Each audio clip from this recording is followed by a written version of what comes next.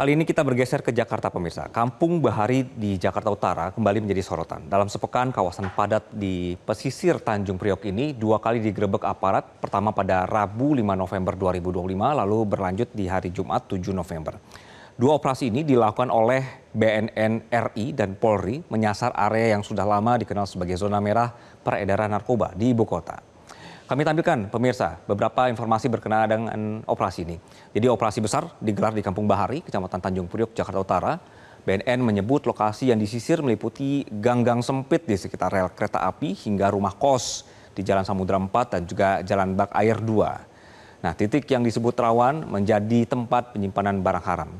Kepala BNN, Komjen Suyudi Aryoseto memimpin langsung operasi ini bersama sekitar 700 personil gabungan dari BNN, Polda Metro Jaya, Brimob, dan Polres Jakarta Utara. Pola operasi kali ini pemirsa mirip dengan razia sebelumnya, jadi menyisir area padat penduduk, kemudian memeriksa rumah-rumah dan menutup akses keluar masuk kampung agar pelaku tidak kabur. Selanjutnya, dalam dua kali penggerebekan ini, tim gabungan bergerak pemirsa dari pagi hingga siang hari dengan pengamanan ketat dari Brimob. Menurut BNN, target utamanya bukan hanya pelaku, tapi juga gudang penyimpanan dan jalur distribusi narkoba yang selama ini memanfaatkan padatnya permukiman Kampung Bahari. Kawasan ini sempat dikenal memang sulit ditertibkan karena jalan sempit, bangunan berhimpit, dan akses keluar masuk yang banyak, membuatnya ideal untuk persembunyian. Dari penggerebekan kali ini, aparat juga melibatkan analisis, kemudian juga ada forensik dan juga K9 untuk menemukan barang bukti di dalam rumah kos. Namun, situasi tidak berjalan dengan mulus pemirsa di lapangan. BNN melaporkan adanya perlawanan dari warga, perlawanan dari pelaku saat tim masuk ke jalur rel. Ada batu, busur panah hingga kembang api dilontarkan ke arah petugas. Kepala BNN mengatakan bahwa perlawanan sempat cukup intens, tapi ini berhasil diredam. Selanjutnya, dari operasi terakhir, 9 orang ditangkap. Masing-masing kemudian ada inisial SA, AB, YU, HA, FA, YO, SU, kemudian RN. Kalau digabung dengan razia sebelumnya, berarti ada total 27 orang yang diamankan.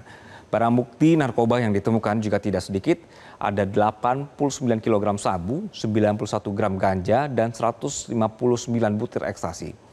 BNN menyebut jumlah sabu ini termasuk penyitaan terbesar di Jakarta tahun ini dengan nilai pasar mencapai puluhan miliar rupiah.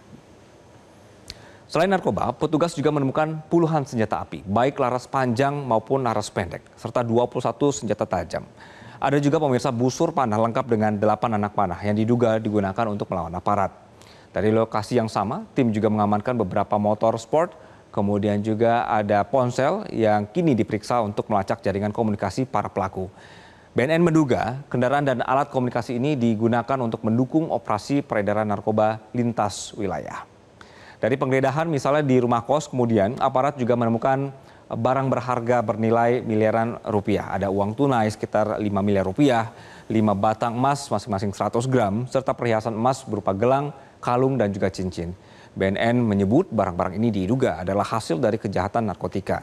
Dalam keterangan persnya, ditegaskan bahwa aset ini akan diselidiki melalui penelusuran tindak pidana pencucian uang untuk memutus jaringan peredaran hingga ke tingkat pendanaan. Jadi pemirsa, kasus Kampung Bahari menunjukkan bahwa perang melawan narkoba di kawasan urban ini masih menghadapi tantangan besar.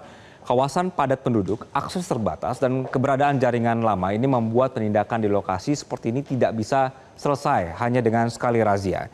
BNN juga menegaskan operasi akan berlanjut dengan pendekatan pemberantasan dan rehabilitasi, serta koordinasi dengan Pemprov DKI Jakarta untuk menata kembali kawasan berisiko tinggi seperti Kampung Bahari.